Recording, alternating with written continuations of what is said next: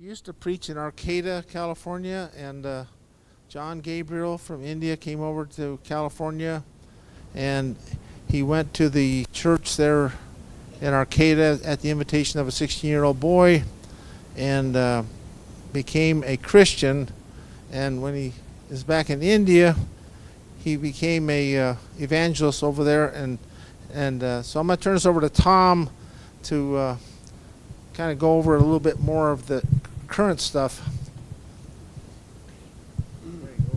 Well, thank you very much. And as he said, my name is Tom Burgess. My connection with India goes back 40 or 50 years. And I know I'm only 52. No. Anyway, it goes back quite a few years.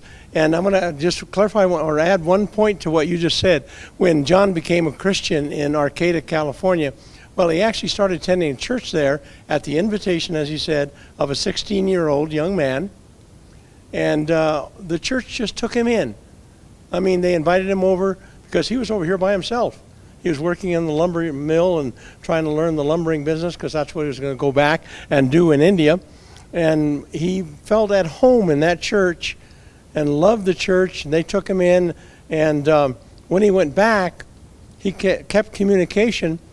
And then he wrote to Doyle Farnsworth and said, I would like to start a church over here in India like yours. And you know what Doyle told him? Well, John, you need to become a Christian yourself first. And so, you know what John did? He went out and taught his best friend, and they baptized each other. And that was the start of what is now the mission at the church, where there's dozens and dozens of churches all around, and where there's a school with 2,000 children, and where there's an orphanage, which you can see all the information on back there. And so we're here tonight and traveling, thankfully, with Kunyama, John's wife, and Abby, her son-in-law, and Lynn, her granddaughter. And what we're going to do first of all is have I said Lynn. That's her mother. No, it's not either. Anyway, it's Esther. I always do that. I don't know why I do that. It's Esther who's here. Anyway, we're going to show a little video which gives you an overview of what I just said and what has been shared with you and what you've seen out there. And then Kunyama is going to come and share on behalf of the work that's going on now and how God is blessing and how you can help support the mission. And then if you have questions, why, feel free to ask, okay? Either publicly we can take some questions, or if you'd like to ask them personally, you can back there. So why don't we do this? Why don't we have the video shown, and then Kunyama, why don't you come on up here right now and sit here, and then when the video is over, why you can share. Is that all right? Okay. As soon as she gets here, whoever's running the video, well, we'll let you do that.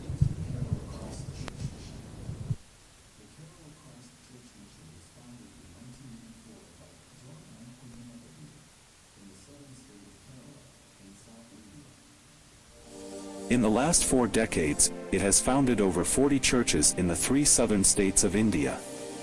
It has founded 2 charitable schools, where over 2,000 children currently are enrolled. It also runs the Children's Village Orphanage, housing over 60 children in 4 homes and cared for by dedicated social workers. The home also shelters destitute women, who are mostly victims of domestic violence. In the last 20 years, hundreds of children have grown up at the village with Christian values. Most of the children have completed their college education, and many of them have become nurses, teachers, chefs, and social workers. KCCM also runs a digital evangelism ministry called Cross Talk and Mountain Movers. In the last 12 months, the digital ministry has grown rapidly with over 150,000 followers and a monthly reach of 35 million users. Our digital ministry publishes gospel reels in 3 languages and currently operates in 2 countries, India and Sri Lanka. We hope to expand to Myanmar, Philippines, and the Middle East. How can you help? Support a destitute child for $40 per month. Support a pastor and a church for $200 per month. Support our digital evangelism ministry for $2,500 per month or $30,000 per year. Support our senior retirement home project. The future for Christian missions in India is uncertain, as the national government has cancelled the inflow of foreign funds to several Christian missions in India. Many missions in India have shut down, while the rest are struggling to survive. To support the hundreds of workers at the mission, school and orphanage, forced to find a way to generate funds locally. The revenue from the retirement home will help sustain the mission, if our external funding source is blocked. We have a matching grant from a donor and require $600,000 for the retirement home project. You can support us with a one-time donation of any amount or honor your family or loved one by sponsoring an apartment in their name for $20,000. Thank you for watching and visit our website. God bless you.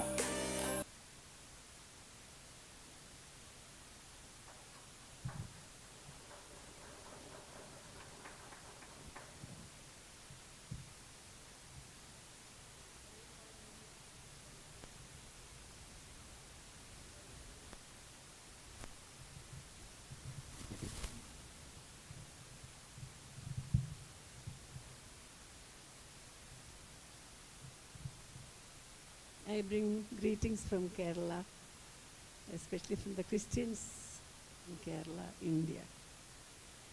As you know,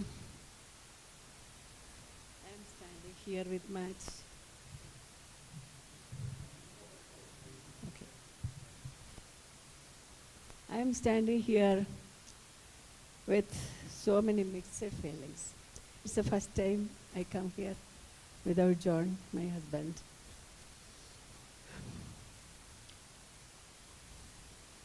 I am happy to see you, see that so many faces, familiar faces here.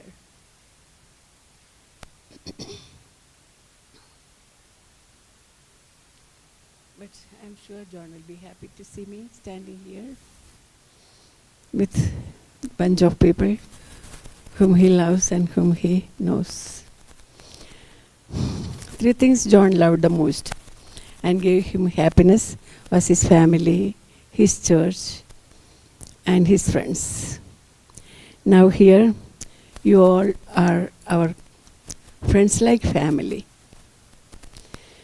And I am so happy to see all these familiar faces here.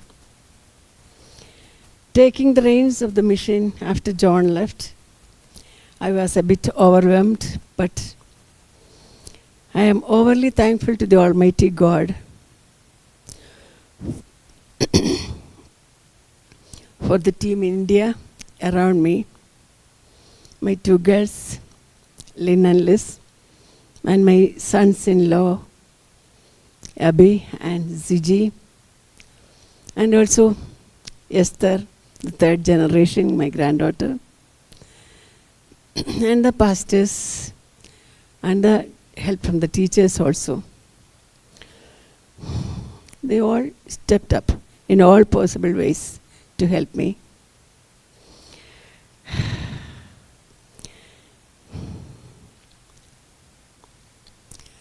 They are now taking up one of the dreams of John,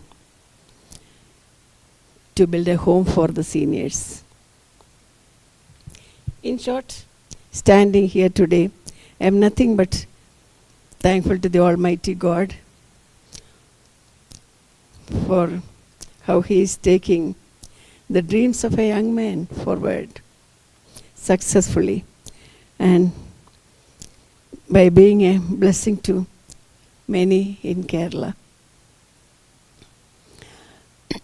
From 85 onwards, Tom was a kind of the backbone for the work there, and Brian Woodward also visited several times, and they all the people are supporting us. And from this church I have come several times with Ron Poe and Marlin, and I miss them badly here. Ron was in Arcata when I came with John first time. he was the preacher there. He used to take us to different churches there in Oregon State, and now the work is extended to different places, and so many people are helping us, like Tom and Brian. They came to California to take us to different places. We were in Alaska last week, so these people are helping. So many are helping through prayer and support. We thank you for all what you are doing for the work in Kerala. There are some people who have been in India. What's her name? No, Pastor Wayne Cobb and also Elizabeth Calendar. They all visited our place. And April. Yeah, thank you all for coming over there. And we expect more people to come and help us. And thank you all.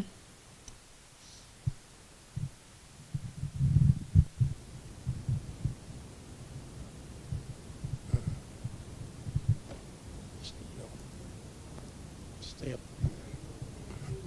And let's have the others speak a moment, and then let's have some questions and answers from the audience also, please. Yes. Speak up.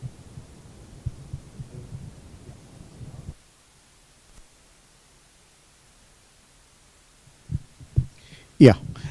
So the digital ministry is what you were asking, right?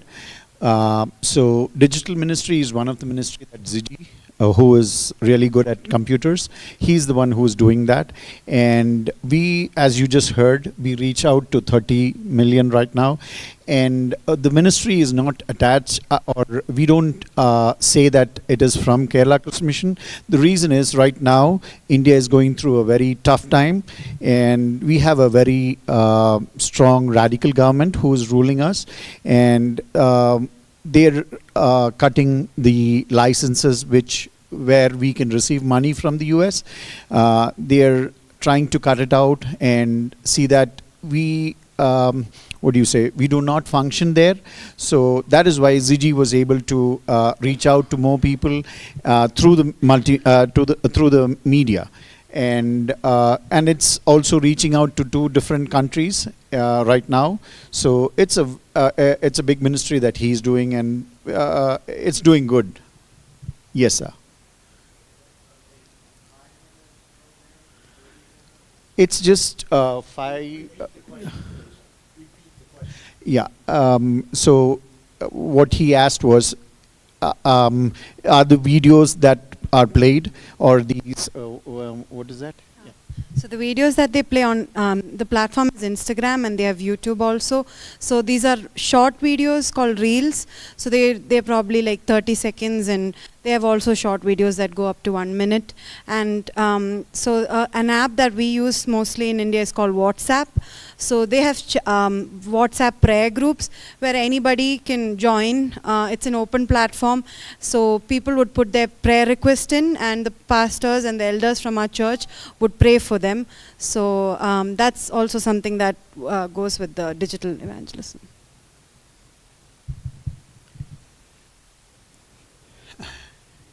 Any questions? Yes, sir.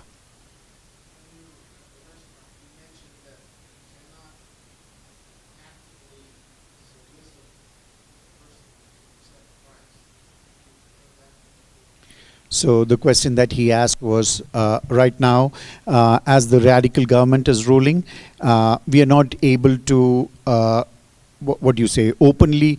Now, when Wayne Cobb, Pastor Wayne Cobb, when he came, he remembers we had outdoor meetings where we would have friends from here speak in public, but that's not possible right now. And also, when if somebody like that, like who comes with a visiting visa, and if they speak in public, that is a big offense, and the mission would be in trouble. So it's tough times, and we need a lot of prayer from you guys, and we are going through real tough times. So yes, that's I hope I was able to answer your question. Yeah. Yes, we can. We as the local or Indian, we can do that. We can invite, but somebody from the U.S. or foreign countries, I don't think they can do that, because that would be like conversion, which is not allowed, and which they feel very threatened. Because Hindus, see, they feel that if they have Hindus, they would have. About 10 to 15 gods that they worship.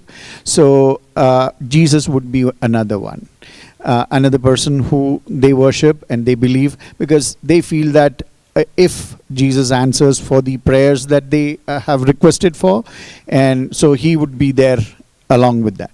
So it's really difficult for people to come up. But yes, when we call up, it's not a trouble.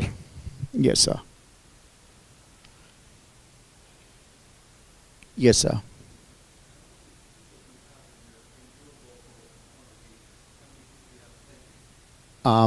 So the church, so we have about 40 churches in total, and we have 20 in the state that we are in, which is Kerala, and we have 20 in another state, which is called Tamil Nadu, and other parts of India. And about 200 to 300 people at one time worship at Pambadi Church. So Pambadi is the local church that we go to. So that is about 300 people come there. Yes. Yeah, thank you. So the Pambadi Church, that is where the school, the orphanage, so all this is in one campus. So that is why, see, we were planning of this senior home. The reason that we planned the senior home is when a child who comes to the children's village, so we call that children's village. The orphanage is called children's village because we don't want them to feel that they are orphans. So the kids from the children's village go to the school that we have, and now with the senior home, what we plan is as elderly people who are there, who are in the senior homes, see, they have different talents, and these kids who are in the children's village have somebody to look up to, and the grandparents also have somebody to look up to. So a relationship is what we would like to have. So that's what we would like to start this senior home. And the senior home, as you just heard, the government of India is cutting down on the licenses of getting money. So if we have that senior citizen home, it would be a self-supporting institution. So the school, for example, the school is right now self-supporting. So in the sense, when I say self-supporting, we can generate this salary of the staff. So we have about how many staff? About 80 to 90 staff. The salaries are paid. Everything is done. But see, the building which is built there and the computers that are there, all that is donated from here. So private schools, what they would do is, when somebody, if a student has been going for an admission, they would have to pay a donation. So that is something that we are not doing. And also sometimes, like Elizabeth Calendar and teachers who come from here, see, they teach English. So English is I was just talking to the preacher here, English is a common language that we speak, and most of the students out there would like to come to the United States or any other country, and they would like to have good English. So when some teachers from here who come and teach there, the private schools, what they would do is they would have an advertisement telling that, okay, so-and-so, Elizabeth Calendar, who is talented in so-and-so thing, is teaching, and so register for that, and there's a fees for that. But here at the school, we are able to provide it without any cost. So that's a big mission and we would encourage anybody, I mean, who could come and teach or use their talent out there, could come and visit and help us out, Hope I answered your question. Yes, sir. Mm-hmm.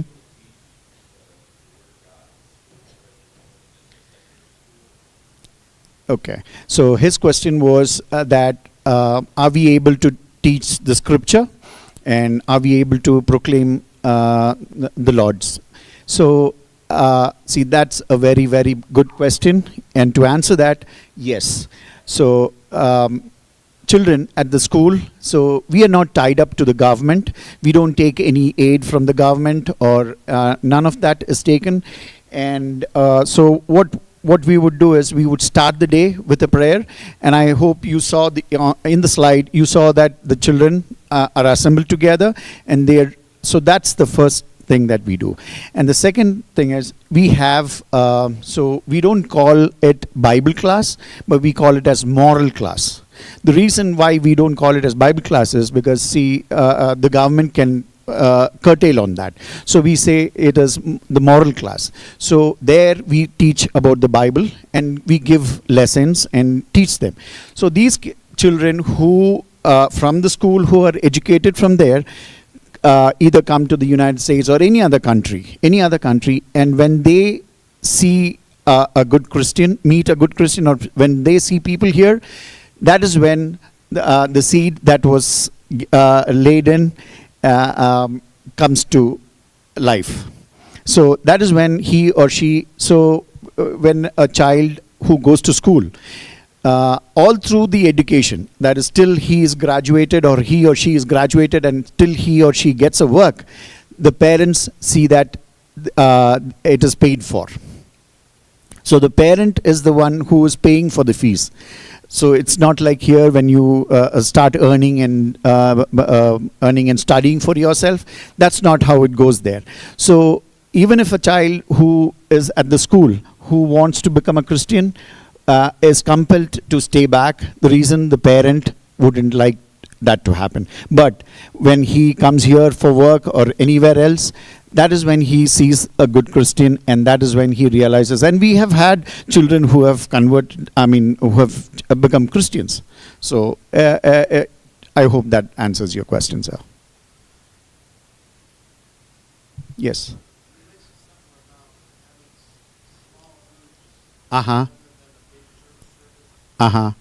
Yeah, so now, as I told you, we are going through real tough times with the Hindu radical government. So rather than starting new churches, what we would do is, for example, when we have about 300 people who come to Pambadi Church, we would have small groups. So the small group would be about 10 to 15 people. So we can invite new families whom we know. So it's not like we are inviting somebody who's going to be a threat to us in the sense, see, there are people who would like to bring trouble in. So when the families, so I would know somebody like my neighbor or people like that, we would just invite them for the small group, have a prayer, have a meal, and it's a friendship that we create, and then we invite them to the church. So that's how our small group works, and we have a good number of small groups there functioning right now. Yes.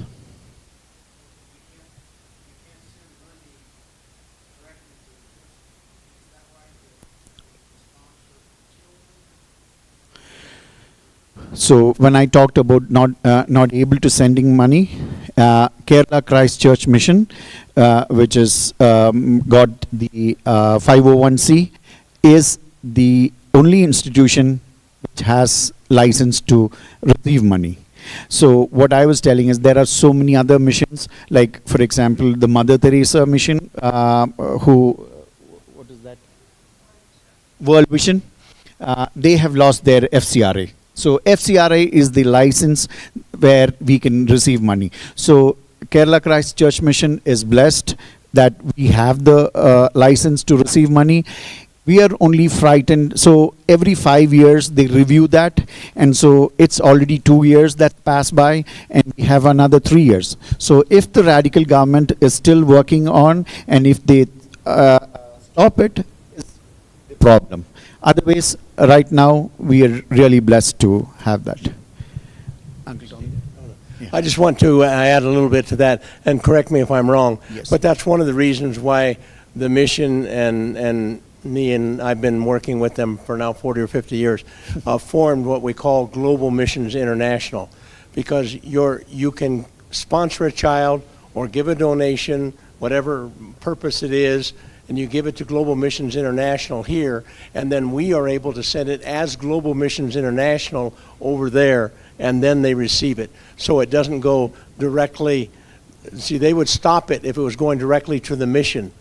But it goes to Global Missions International, and Global Missions International is giving, and we're an accepted government-sponsored, I mean not sponsored, but approved organization. So that's why we have it that way. So when you give either by mailing it, and the address is there, or you can do it online, and it tells you how to do it online as well. Yes. And you can give and have it. You can even have it automatically taken from your own bank and given directly to Global Missions International. I mean, once a year or monthly or whatever it is. But that's the reason we've done that. It's not, by the way, nobody, me or nobody, Brian's wife does all of the bookkeeping. I mean, immense amount of bookkeeping. Nobody on Global International gets one dime. Not for travel or anything. All the money that comes to Global Missions International goes directly to the mission. That's a blessing for us to be partnering with Uncle Tom and Brian. So we are so blessed to have real good friends and good Christians. So we would also do the same Christian work back home. Thank you. Let me add one other thing with regard to the senior home. He's added some great, excuse me, some great thoughts, but I need to add that there's so many of the young people over there who are coming to America or Canada or Europe and working and making good money, but their whole philosophy of the Indian people, and it used to be even government mandated, you have to take care of your parents until they die. Yes. In fact, it used to be, I don't know if it still is, in some states. It is. In some states, It is still. if you don't take care of your parents, they'll put you in prison. Wouldn't that be wonderful in America? No, if you don't, I mean financially, if you don't take care of them until they die. So they're looking for really good places to put them. They're coming here to America and working. They don't really want to move back to India, but they want to take care of their parents because they know, first of all, it's an obligation, plus they love their parents, and they're thrilled with the thought of a Christian organization forming a really highly qualified care center, and then to have the children from the orphanage and some from the school right down the road where they can go themselves up and visit with the older people and share with them and sing with them and play with them. It's good for the kids who are there in the orphanage or the children's village, and also for the older people as well. Does that make sense? Thank you. Wouldn't it be great to have something like that here? All right, Yes. Go ahead, other questions.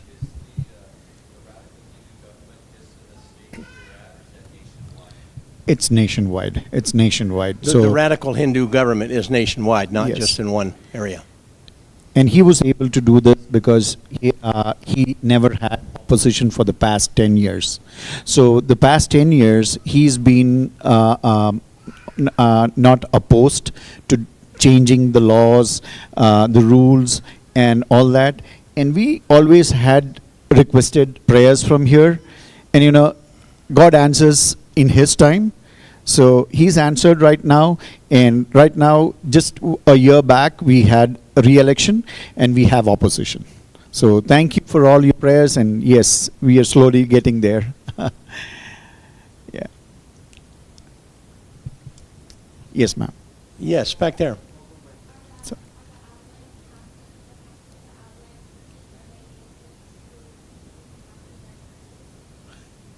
yeah. I Are the think pastors in the outlying churches able to what?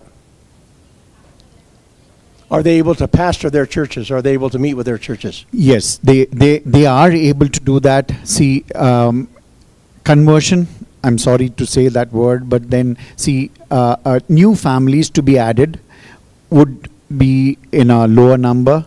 The reason, if the government comes to know that, they would curtail us. But yes, it is the churches are able to function, and we have the small groups which help the church grow. Hope I answered that question. And even though that they are now going into other states, the state that they have been in for all these years, down in Kerala State, it's more Christian than any other state in the whole nation of India. And how many states are there, by the way? 26. 26 states. And I think it's Each. close to 30% now. 30% are Christian of some sort in Kerala State, whereas the whole nation is only about what? 2 or 3% in all of India. And we're Yeah. talking about a country that has passed China recently. I think it has 1,300,000,000 people. Yes. Is that right? Yes, sir. A billion- That showed up with that it showed up. views, Yeah. the views on the short videos that Ziggy does. Yeah. So that's a good I number. mean, if you can imagine how many it is, India is, I think, a third the size of the United States, I think, geographically. But the United States has, what, 300 million? And it's a third the size, and it has 5 times as many people. So what is the population here in Reno? 350,000? If it was proportionately the same number of people here as in India, size-wise, you would have 1,500,000 people here in Reno on the same plot of land. That's why when you see pictures over there, they are that crowded going down the streets and so forth. Yes, ma'am. I think she had a Yes. question.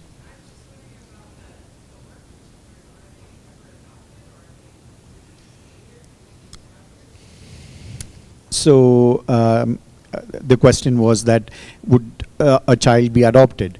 So Esther, I think you can answer this question because she studied MSW or Masters in Social Work, so she would have good answers for you.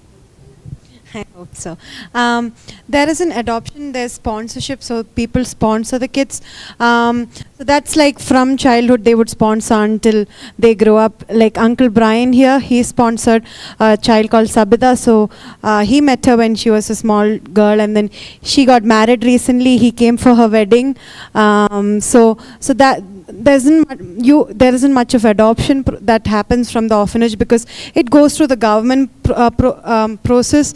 And earlier we could like take kids like through like reference from churches and pastors, but we can't do that anymore. So it goes through the government. So there's a committee called a Child Welfare Committee. So the government sends in kids. So we can't send them out for adoption from the institute. It has to go through the government, but government doesn't really promote that. Yeah. And by the way, just to define things a little bit differently, we think of an orphan as the mother and father have died.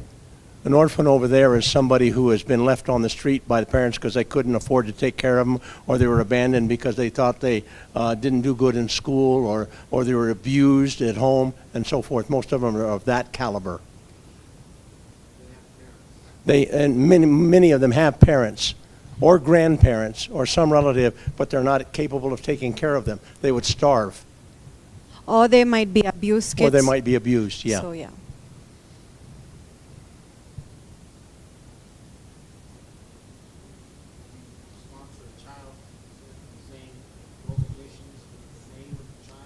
Yes. Yes.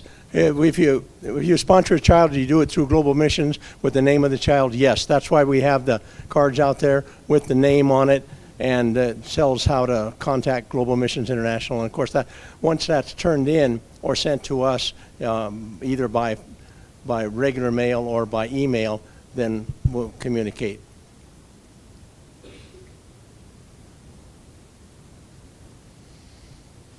And the question is, can the children communicate with their sponsor? So they often write letters to the sponsors through email, or they write. So you can also like just now we took a picture of the person who sponsored. So we would go show them the picture so they can connect a bit of who are sponsoring them, and they would write to the sponsors. Yes. And the kids over there many of them at least, maybe the majority, are like our kids. They all know more about a phone than the rest of us adults. And they know how to use them and communicate that way too. Yes, he had a question.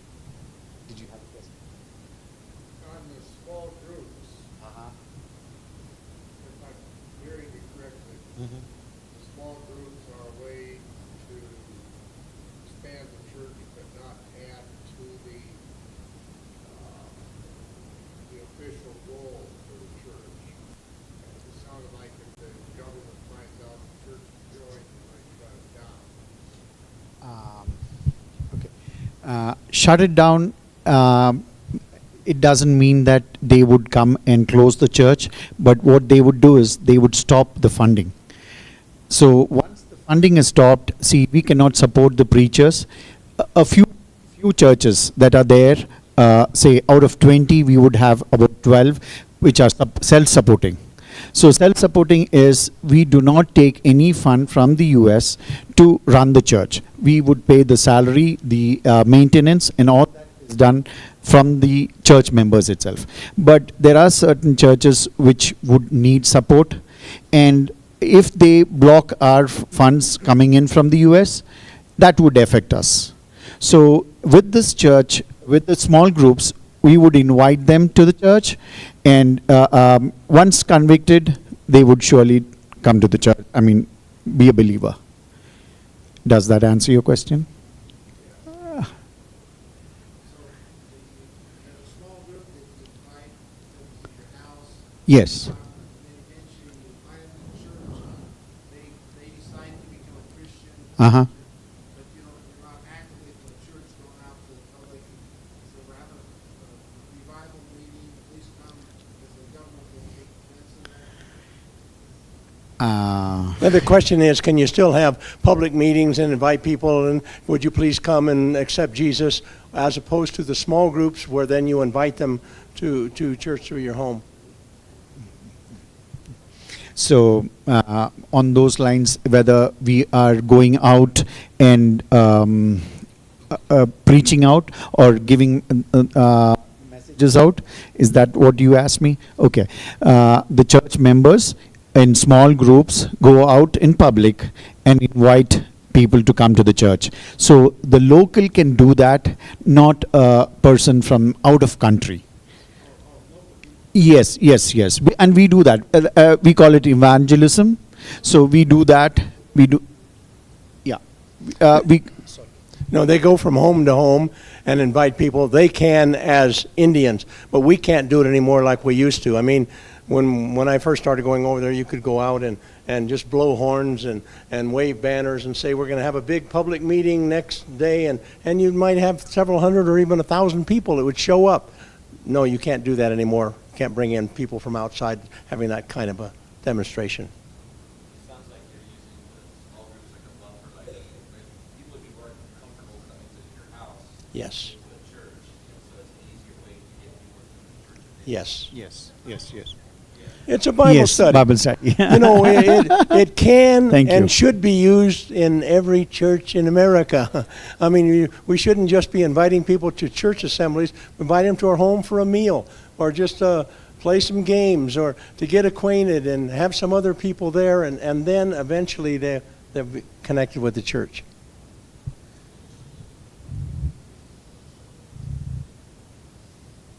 Any other questions?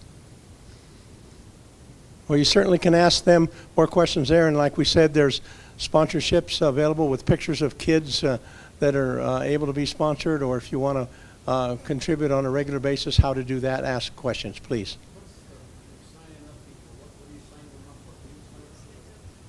Yeah, we are signing them up for the newsletters. Yes. If they would like to hear from us through email, that's what we do, a monthly or once in 2 months newsletter. So the sign up is also just to receive the newsletter once a month, and like he said, it's online now. It's amazing. Everything used to be hard copy mail, but doesn't have to be now. But we can do that if it's necessary. If you say, I don't know how to get online, or please mail it to me, just let us know and we will hard copy it to you. Okay? And we would also like people to come over and visit us. Elizabeth Calendar, and she's April. She was, they both are, and Wayne Cobb also, I'm sorry. They know how and what we are. So once you come and see us and see the work, what we do, you get a better feel of it. And you'll want to go back. How many times you been there, Brian? 7 times. And his whole family, his kids and his wife have been there, and adopted kids. In fact, he and his wife were just there in March at a wedding of a girl that they have sponsored since she was that big. And because she didn't have a father who was going to show up at the wedding, he stood up for her as the father of the bride of this little girl that had grown up in the orphanage and just got married. And I've been there over 20 times, but we won't talk about that. All right. Thank you all. Thank you very so much. much.